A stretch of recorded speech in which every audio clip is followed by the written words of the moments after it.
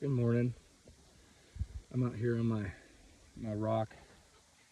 Try to come to every morning, spend some time with God, some time in the Word, and I just really have been staying on 143 the last few days. That's good. Hear my prayer, O Lord. Listen to my plea. Answer me because you are faithful and righteous. I like that. Answer me because you are faithful and righteous. Don't put your servant on trial, for no one is innocent before you. Basically coming to God saying, I'm not asking you for help because I'm doing so hot or I'm living super righteous. It's not the place from which David's coming here. He's calling on God's goodness and His love, um, despite our our failings. That's how God meets us. My enemy has chased me. He has knocked me to the ground and forces me to live in darkness like those in the grave. I am losing all hope. I am paralyzed with fear. I remember the days of old. I ponder all your great works and think about what you have done. Let's back up. My enemy has chased me, knocked me to the ground, forces me to live in darkness. Um, he talks later about depression. He talks about fear. That's the enemy. That's his only weapons, is to get in our minds, plant fear, plant anxiety, um, uh, thoughts about the future, thoughts about um, doubting God's goodness, doubting His faithfulness, um, and that'll put us in a cave. That'll put us in kind of a hole, in a prison of our own making. If we listen to those, he says, "I'm losing all hope. I'm paralyzed with fear." I remember. So this is what he does. I remember the days of old. I ponder all your great works, and I think about what you have done. I lift my hands to you in prayer. I thirst for you as a parched land thirsts for rain. So, so what does David do? He remembers how God has been faithful to him. Uh, and I know in my own life, time after time after time, um, often in spite or having nothing to do with how well I'm doing or how good and clean I'm walking or whatever. God's goodness, he, he's he's just been so good to me. He's given me such blessings um, in the midst of trials. He's allowed me to, reap the fruit of some of my stupidity. But in throughout the midst, throughout my life, he's put me in such beautiful places. I mean, look at this. This is where I get to. This is on the property where I live, and we have a peaceful, lovely life. I get to come hang out with my dogs, and I'm just very grateful. I don't know if you guys have ever seen that movie. Tell me if you know what it is. It's just a mark I put on myself. It's gratitude every day and marker. If it starts to wear out, I renew it, and it just reminds me to be grateful.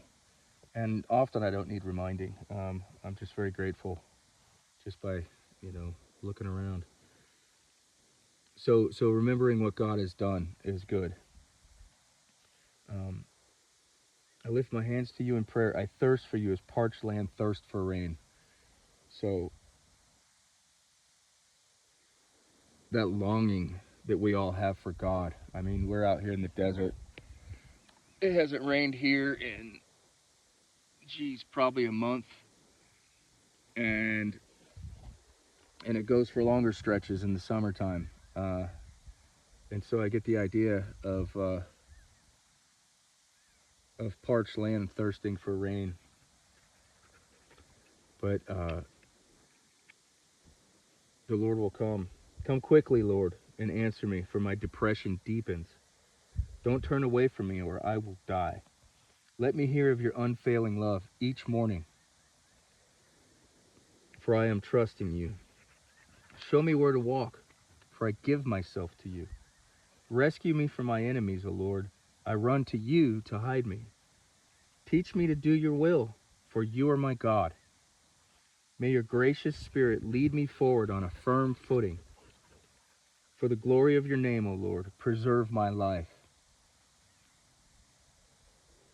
Because of your faithfulness, bring me out of this distress. There again, because of your faithfulness, bring me out of this distress.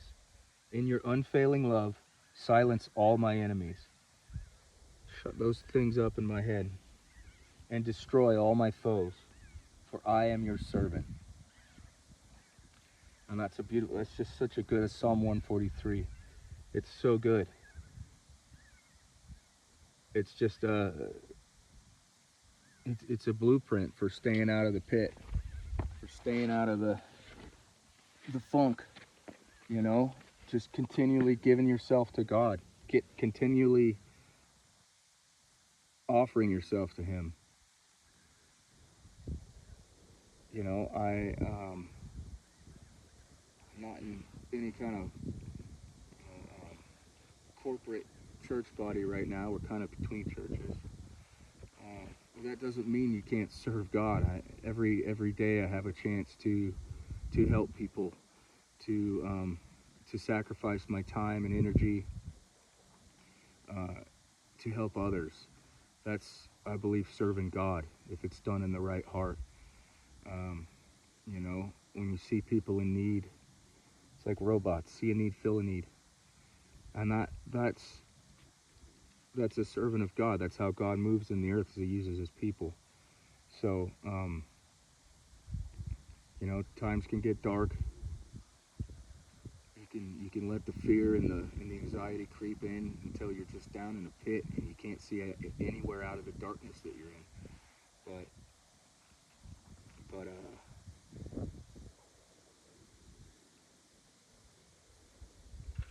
just, I mean, you don't have to remind the Lord, but reminding Him, I'm your servant, I'm yours, and reminding yourself that you're God's servant is a good thing, because He will move again. He's always moving. He's doing something in your heart, even when you're struggling through. Like each time, I feel like each time things get dicey, I have a little bit more strength to have the faith that it's going to work out, and I stay there less time, and it's less intense every time as I learn to walk by faith and not by sight, which means you're not looking at your circumstances to have faith and have joy and have peace in the struggle. You know, that God will come through, and you can be encouraged in that. And anyways, let me know what you think. And, hey guys, Smokey and Mesa.